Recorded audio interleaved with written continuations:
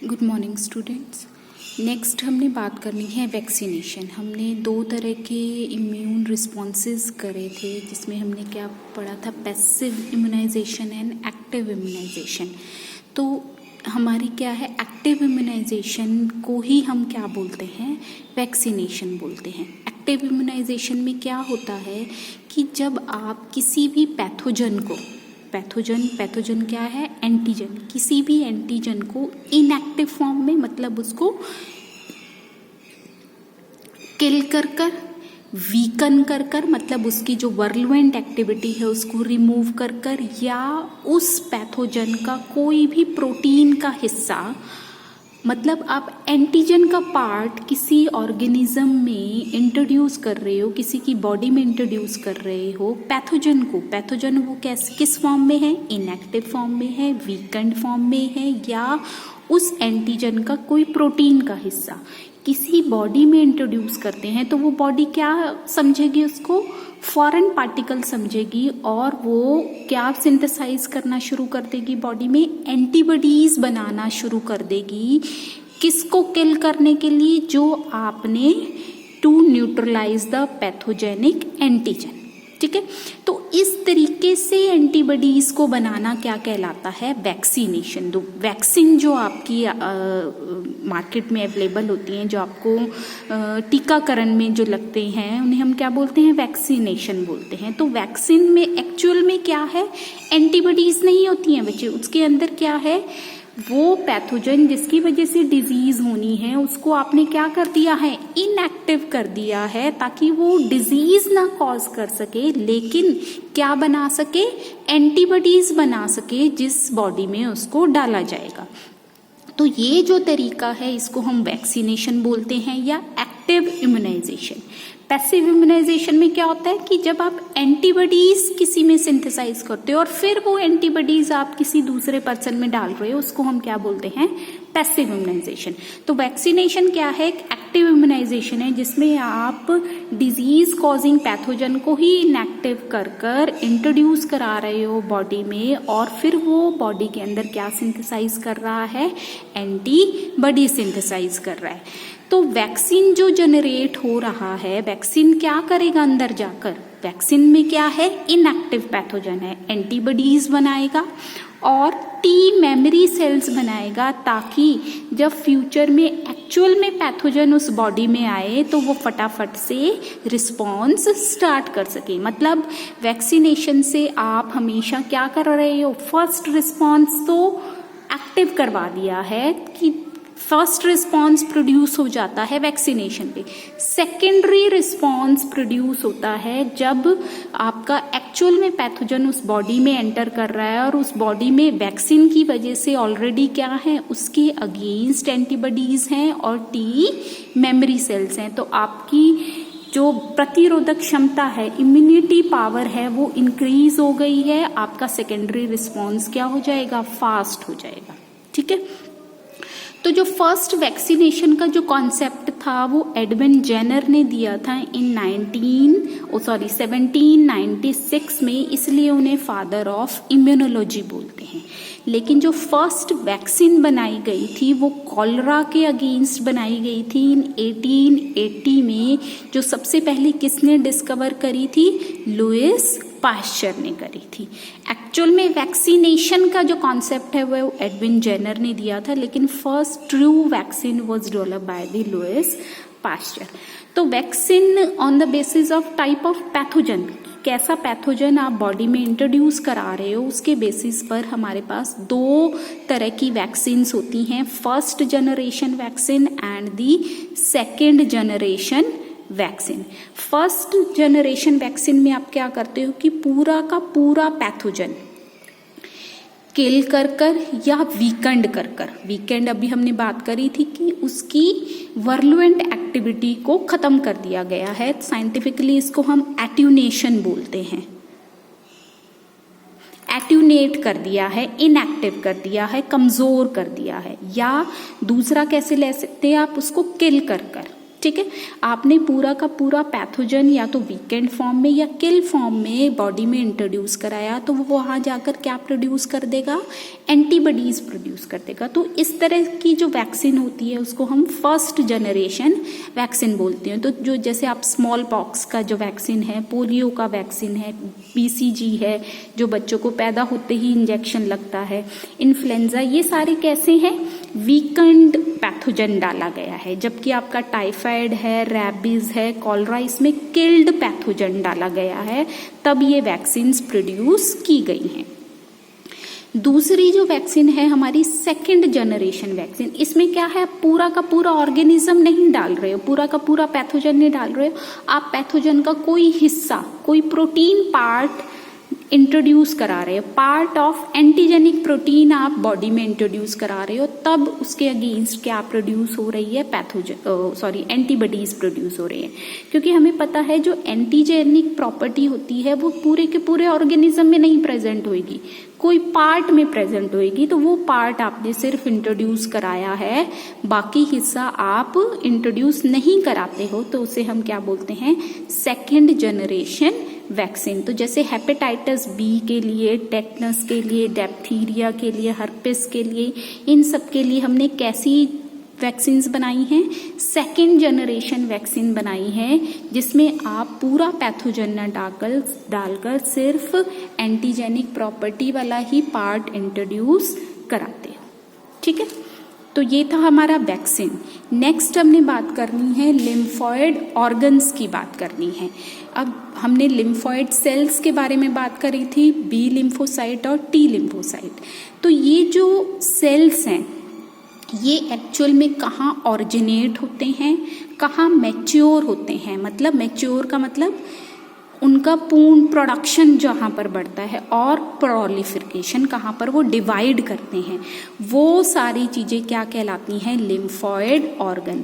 मतलब कि वो ऑर्गन जहाँ पर आपके बी और टी सेल मैच्योर हो रहे हैं, जन्म ले रहे हैं और बढ़ रहे हैं, उन ऑर्गन्स को हम क्या बोलते हैं, लिम्फॉइड ऑर्गन। तो लिम्फॉइड ऑर्गन हमारे पास दो तरीके के हैं, प्राइमरी लिम्फॉइड ऑर्गन और दूसरा है secondary lymphoid organ.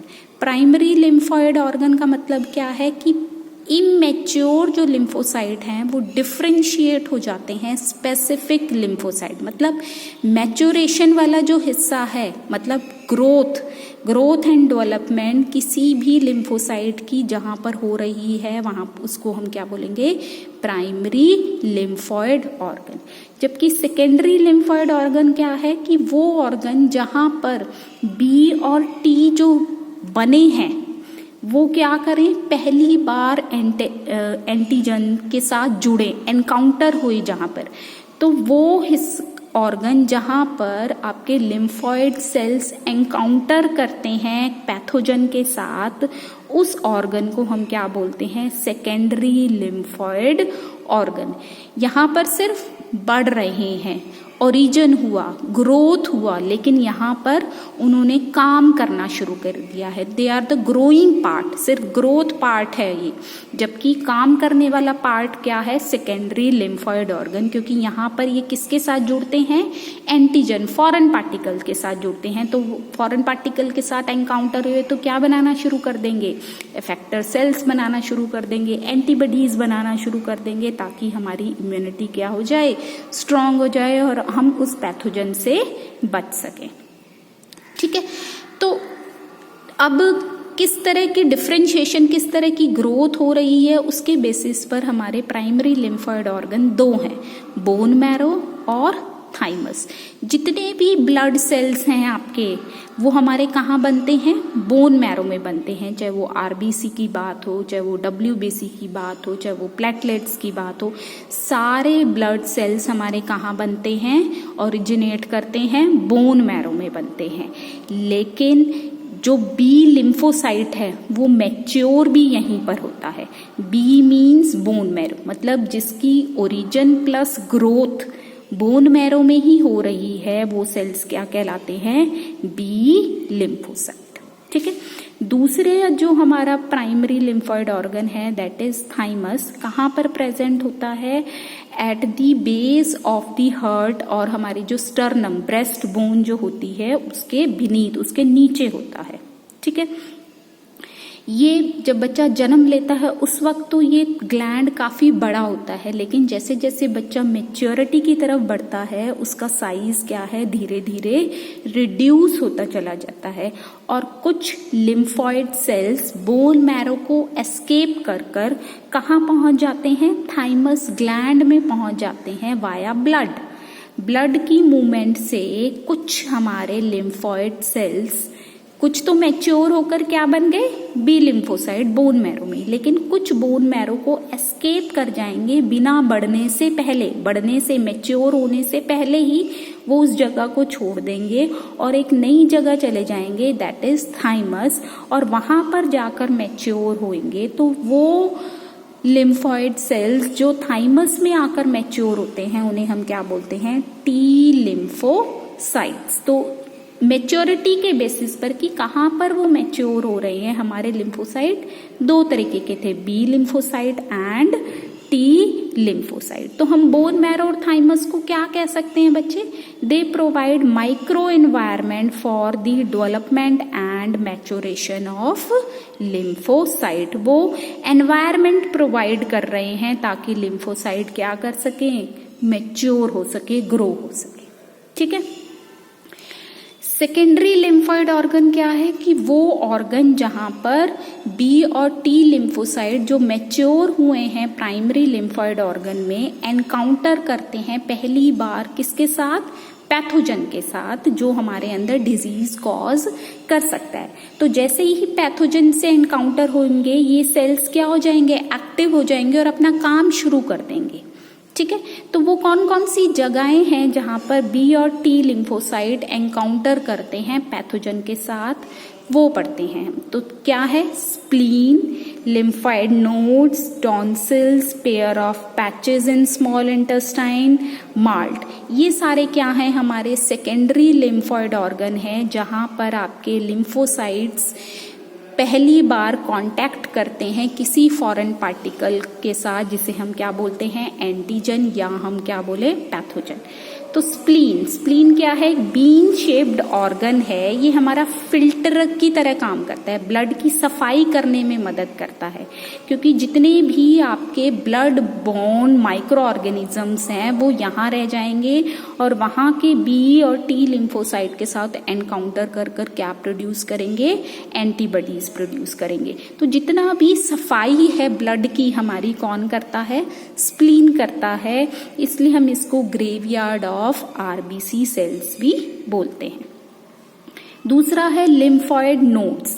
They are small solid structure located at different points along the lymphatic system. हमारा जो लिम्फेटिक सिस्टम है उसके अराउंड जगह जगह पर क्या है? स्वेलन पार्ट्स प्रेजेंट होते हैं जहां पर बी और टी लिम्फोसाइट एनकाउंटर करते हैं पैथोजन के साथ।